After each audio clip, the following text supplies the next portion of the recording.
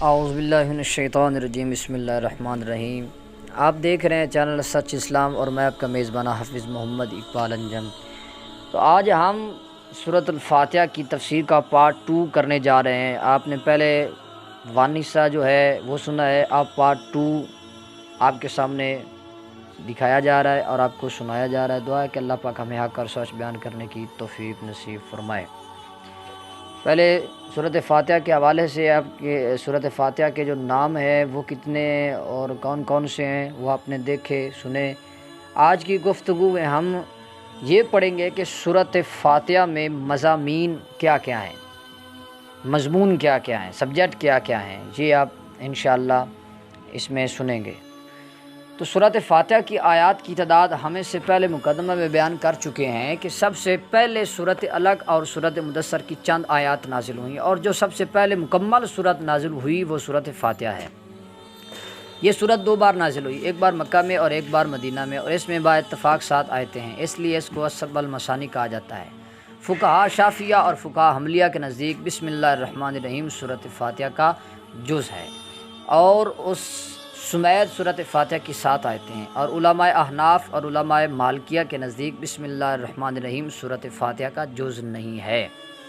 علامہ موفق الدین عبداللہ بن احمد بن قدامہ حنبلی متوفی 620 ہجری المغنی جلد پہلے، ان کے نزدیک آیت صراط الذین انعمت علیہم ایک آیت ہے، اور اول ذکر کے نزدیک آیت صراط الذین انعمت علیہم غیر المغضوب علیہم ولا الضالین مل کر ایک آیت ہے۔ بسم اللہ الرحمن الرحیم سورۃ فاتحہ کا جز ہے یا نہیں، اس پر مفصل گفتگو آن قریب آگے آئے گی، لیکن آج ہم پڑھنا ہے کہ سورۃ فاتحہ کے مضامین، تو وہ پڑھتے ہیں۔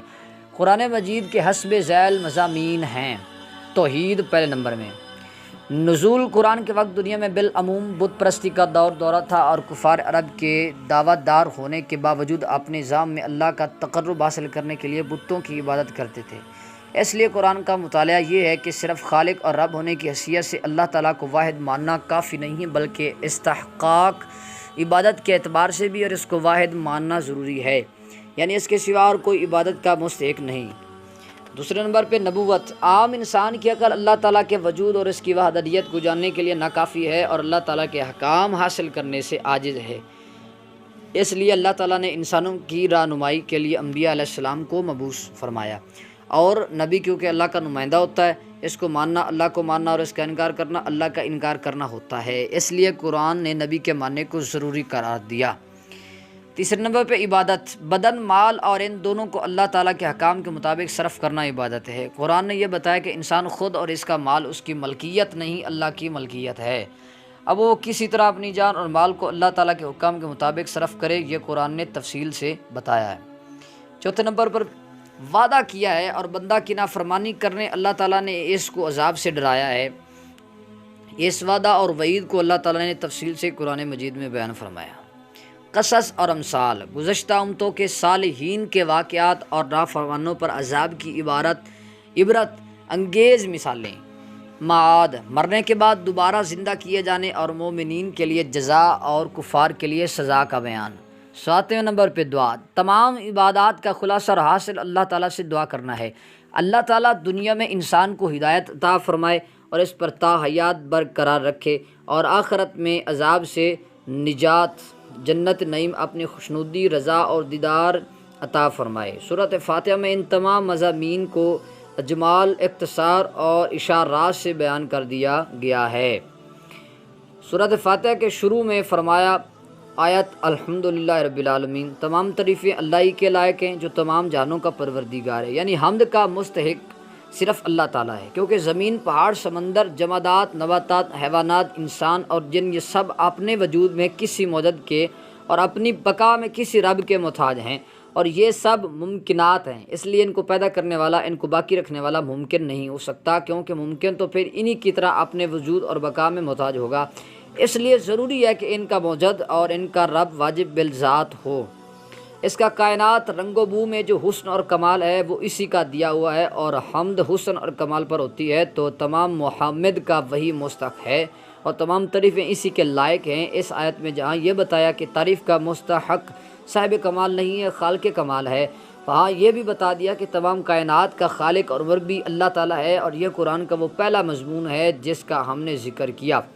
سورۃ فاتحہ کی 6 آیت میں صراط الذین انعمت علیہم، ان لوگوں کا راستہ جن پر تو نے انعام فرمایا اور جن پر اللہ تعالیٰ نے انعام کیا، ان کا بیان اس آیت میں ہے۔ انعم اللہ علیہم من النبیین والصدیقین والشہداء والصالحین، جن پر اللہ نے انعام کیا وہ انبیاء، صدیقین، شہداء اور صالحین ہیں۔ نیز فرمایا اولئک الذین انعم اللہ علیہم من النبیین من ذریۃ آدم، سورۃ مریم کی آیت یہ، جن پر اللہ تعالیٰ نے انعام کیا وہ نسل آدم سے انبیاء ہیں۔ قرآن مجید کا دوسرا اہم مضمون نبوت ہے اور اس کی طرف اشارہ آیت صراط الذین انعمت علیہم میں ہے۔ قرآن مجید کا تیسرا اہم مضمون عبادت ہے اور اس کا ذکر ایاک نعبد، ہم تیری ہی عبادت کرتے ہیں۔ وعد اور وعید کی طرف اشارہ مالک یوم الدین میں ہے۔ گزشتہ امتوں کے واقعات اور مثالیں، نیکوں پر انعام اور بدکاروں پر غضب اور عذاب، اس کی طرف اشارہ 6 اور 7ویں آیت صراط الذین انعمت علیہم غیر المغضوب علیہم ولا الضالین میں ہے۔ مرنے کے بعد دوبارہ زندہ کیے جانے اور مومنین کے لیے جزا اور کفار کے لیے سزا کی طرف اشارہ بھی آیت مالک یوم الدین میں ہے۔ قرآن مجید کا بہت اہم مضمون اللہ تعالیٰ سے دعا کرنا ہے، اور اس صورت میں یہ تعلیم دی گئی ہے کہ اللہ تعالیٰ سے کس طرح دعا کی جائے، اور اس کا طریقہ یہ ہے کہ پہلے اللہ تعالیٰ کی حمد و ثنا کی جائے، جس کا ذکر آیت الحمدللہ رب العالمین الرحمن الرحیم ہے۔ پھر خضوع اور خشوع کا اظہار کیا جائے، جس کا ذکر آیت ایاک نعبد و ایاک نستعین میں ہے۔ پھر اپنے عجز اور احتیاج کو بیان کیا جائے، جس کا بیان آیت ایاک نعبد و ایاک نستعین میں ہے۔ پھر حرف مد دعا زبان پر لایا جائے اور اس سے مانگا جائے۔ نیز یہ بھی بتایا کہ اللہ تعالیٰ سے کیا مانگا جائے اور کیا نہ مانگا جائے، تو بتلایا اس سے صراط مستقیم پر برقرار رہنے کی ہدایت مانگو، وہ راستہ جو اللہ تعالیٰ کے انعام یافتگان کا راستہ ہے، نہ ان کا راستہ جن پر اللہ تعالیٰ نے غضب فرمایا، اور نہ گمراہوں کا۔ پھر جیسے ہی ہدایت کی دعا ختم ہوتی ہے تو اس کے جواب میں فوراً ہدایت آ جاتی ہے۔